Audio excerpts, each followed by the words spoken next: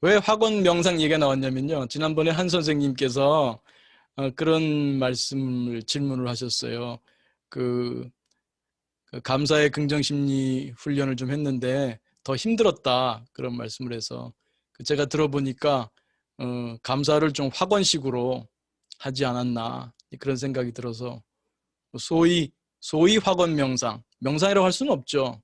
음, 왜냐하면 이제 명상은 이제 쉬고 비우는 거니까요. 그러니까 학원이라고 할 수 있는 것은 실제로는 굳이 분류하면은 좀 긍정 심리로 볼 수도 있습니다. 자기가 바라는 것을 이렇게 미리 상상하는 거잖아요. 물론 기법에 따라서는 이미 주어진 것처럼 해야 된다. 그 내용을 보니까 좀 서로 주장들이 여러 가지 있더라고요. 그래서 제가 유튜브에다가 학원이라고 한번 쳐보니까 뭐 학원 노트, 학원 무작정 따라하기, 학원의 힘, 학원 잠재의식, 학원 노트 쓰는 법, 학원 일기, 학원 수면, 학원 쓰기, 학원 영상, 학원 방법, 학원 TV, 학원 아침, 학원 효과 등등. 학원과 관련된 게 그렇게 많아요. 뭐 주로 젊은 사람이 아닐까 싶은데요. 젊은 사람들은 가진 것보다 가져야 할 게 많잖아요. 그래서 자기가 바라는 것을 이렇게 확언 형태로 하면은 이루어진다. 그 전에 한때 그 시크리트 간절히 이루면 간절히 소망하면 이루어진다. 이러지 않습니까? 이루어지지 않으면요. 간절히 원한 게 아니죠. 도망갈 구석은 다 있습니다.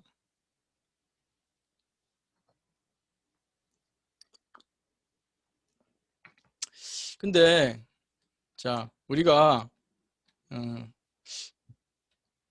학원 요거는 이제 요거는 그 학원하는 거를 굳이 분류하자면 제가 긍정 심리를 볼 수 있다는 거고요.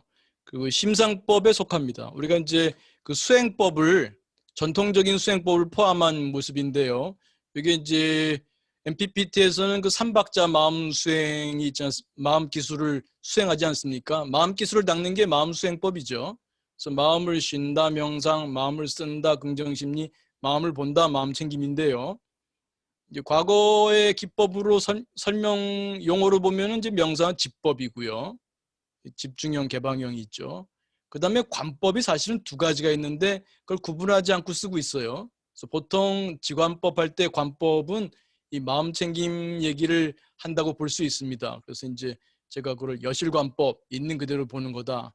그런데 다른 관법도 있어요. 여러 가지 그 심상법을 쓰는 관법들이 많습니다.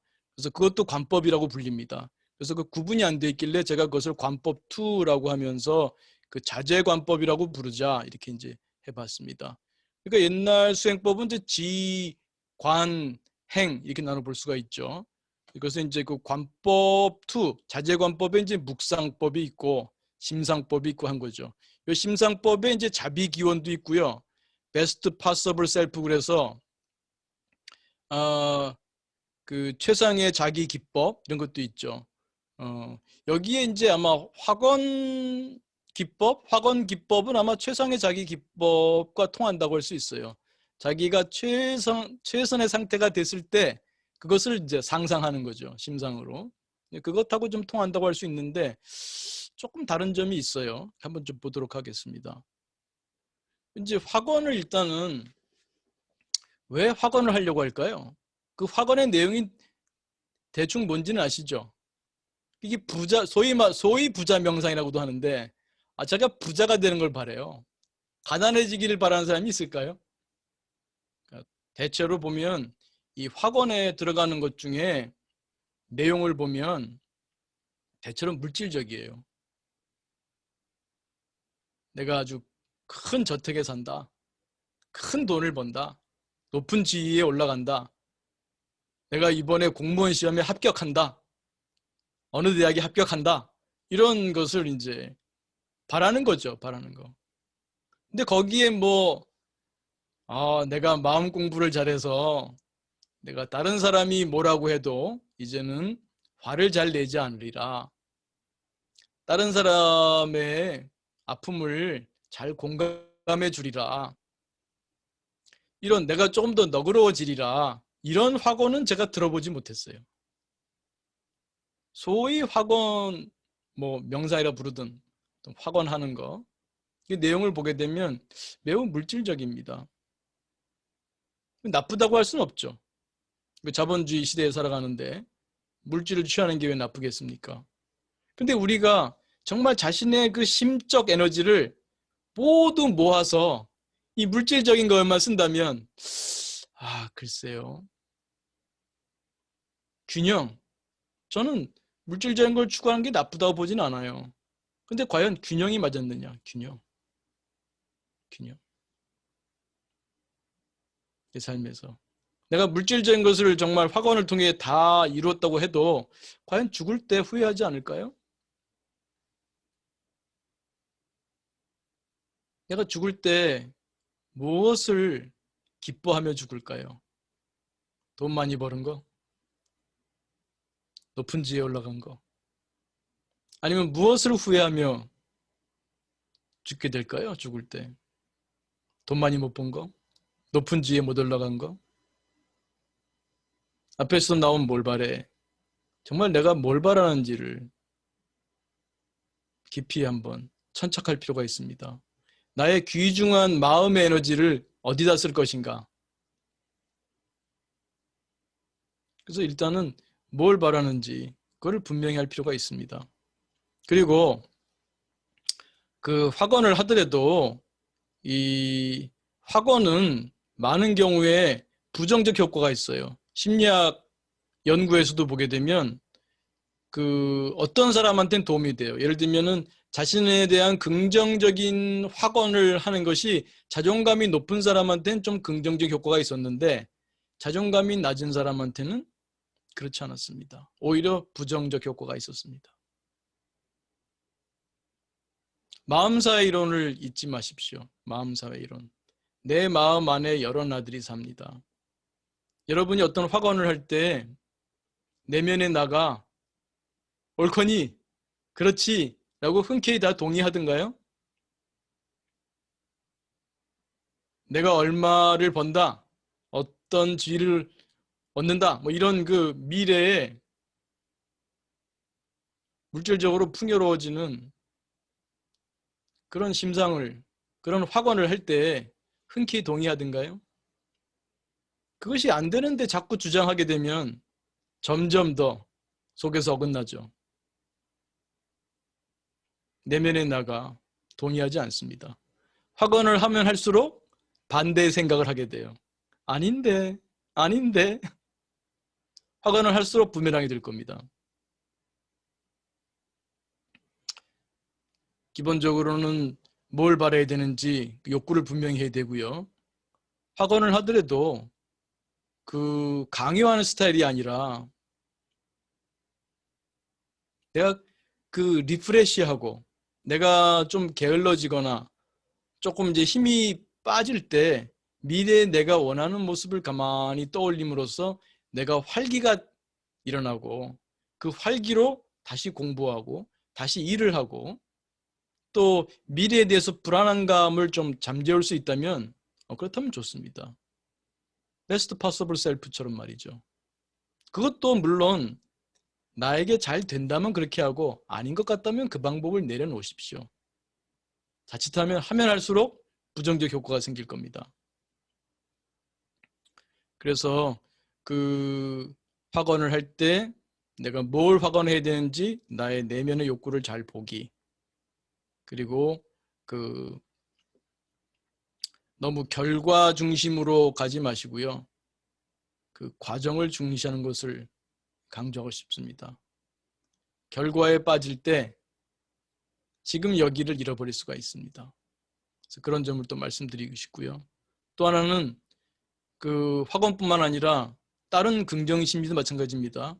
긍정심리 수행을 할 때는 이 마음 챙김의 기반이 있어야 됩니다. 받아들임의 기반이 있어야 됩니다. 그 받아들임의 기반이 없으면 제대로 할 수가 없습니다. 지금 벌써 10시 1분이네요. 뭐 좀 더 다음에 자세히 다룰 수 있는 것은 다루고요. 간단하게 여러분이 그 학원을 통해서 뭘 얻으려고 할 때 차라리 좀 현실적인 것은 우리 구성주의 있지 않습니까? 마음 지식의 구성주의. 그 구성주의에서 보게 되면 내 경험이라고 하는 것은 크게 말하면 스트레스 웰빙인데 박조건과 안조건의 상호작용으로 만들어지는 거잖아요. 그러면 여러분이 결국 그 학원을 한다는 것도 내가 이 경험에서 웰빙을 경험하고 싶다는 거잖아요. 스트레스는 경험 안 하려고 하고. 근데 그렇게는 안 돼요. 우린 스트레스를 피할 수가 없습니다. 삶 속에서. 그것을 마음챙김으로 바라볼 수 있는 힘을 키워야 되고요. 웰빙 늘리는 거 좋죠. 그런 의미에서는 어느 정도 필요하다고 할 수 있는데 그 실제로 박조건을 다루는 마음의 기술과 마음의 능력을 키워야 됩니다. 영어가 필요하면 영어 공부도 해야 되고요. 필요한 기술을, 능력을 키워야 됩니다. 그리고 박조건을 내가 통제하는 힘이죠.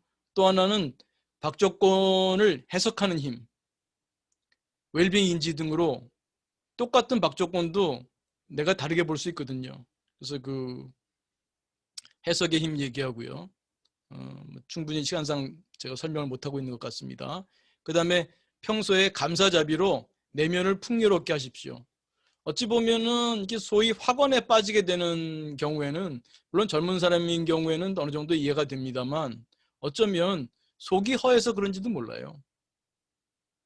내면이 허한 거죠.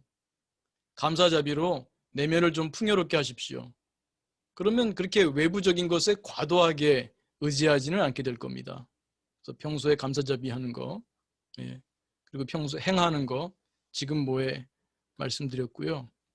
그래서 이 감사자비 수행할 때 특히 제가 말씀드리고 싶은 것은 이 감사 묵상 지난번에 이어서 말씀 나오게 된 건데 학원 방식으로 하지 마세요. 감사를 강요하지 마십시오. 감사 묵상은 마음사 이론으로 보십시오. 감사는 나가 되는 겁니다. 자비기호는 자비로운 나가 되는 것입니다. 그런 나가 되는 거예요. 감사는 나가 되는 겁니다. 자비로운 나가 되는 겁니다. 이 감사자비 수행은 다음에 또 설명을 드리도록 하겠습니다. 그래서 가급적이면 약속된 시간 내에 맞춰야 되는데 조금 미흡했습니다만 다음에 좀 더 보완하도록 하고요. 중요한 것은 확언을 할 때 내가 무엇을 확언할 것인가를 분명히 하자는 거죠. 정말 내가 바라는 게 뭔가를. 확언을 하더라도 무엇을 확언할 것인가 그것을 분명히 하자는 겁니다. 왜? 나의 시간은 유한하고 나의 심적 에너지는 유한하기 때문입니다. 그걸 잘 선택해야 되기 때문에. 그리고 확언을 잘못하게 되면은 부정적으로 작동한다는 것을 또한 잊지 마시기 바랍니다. 그리고 내면을 더 풍요롭게 하자. 내면을 풍요롭게 하면 헛된 꿈을 꾸지 않습니다. 뱃속 깊은 든든함, 명상도 하고요. 또 감사자비도 하고요. 이런 수행을 통해서 뱃속 깊은 든든함을 키우면 헛된 꿈을 꾸지 않습니다.